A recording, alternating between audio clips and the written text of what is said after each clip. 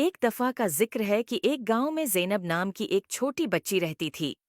ज़ैनब की दिलचस्पी हमेशा नई चीज़ों को खोजने में होती थी और उसके दादा जान की कहानियां उसे बहुत पसंद थीं।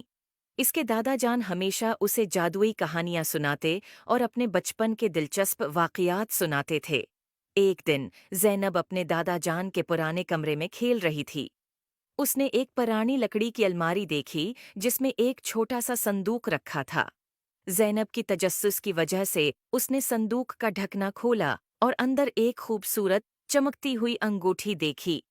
ये अंगूठी किसी आम अंगूठी से मुख्तलिफ थी। इस पर खूबसूरत डायमंड लगा हुआ था। ज़ैनब ने अंगूठी को उठाकर अपने दादा जान के पास ले गई और उनसे पूछा, दादा जान, ये क्या है? दादा जान ने अंगूठी देखकर मुस्कुराया और कहा, ये जादुई अंगूठी है।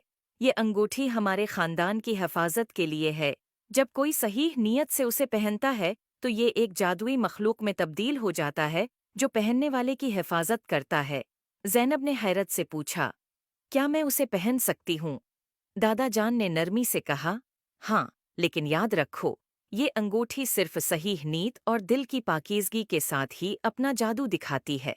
ज़ैनब ने अंगूठी पहनी और अचानक एक नर्म रोशनी के साथ अंगूठी एक छोटी प्यारे मॉन्स्टर में तब्दील हो गई।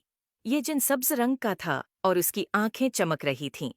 वो दोस्ताना अंदाज में ज़ैनब की तरफ देखने लगा। जिन और ज़ैनब बेहतरीन दोस्त बन गए। जिन हमेशा ज़ैनब की हिफाजत करता। ज़ैनब ने महसूस किया कि जिन न सिर्फ उसकी हिफाजत करता है बल्कि उसे जादुई जगहों पर भी ले जाता है। एक दिन जब ज़ैनब जंगल में खेल रही थी तो उसने देखा कि एक दरख्त के नीचे एक नन्ही सी बल्ली फंस गई है। ज़ैनब ने जिन को बल्ली की मदद के लिए कहा। जिन ने अपनी जादुई ताकतों का इस्तेमाल किया और बल्ली को बचा लिया। ज़ैनब ने देखा कि जिन सिर्फ एक मॉन्स्टर नहीं बल्कि एक सच्चा दोस्त और मुहाफिज है। ये कहानी हमें ये सिखाती है कि हम जान सकें कि सच्ची दोस्ती और नेक नीति और दिल की पाकीज़गी की कितनी अहमियत है। उम्मीद है आपको स्टोरी पसंद आए होगी। Please like and subscribe my YouTube channel.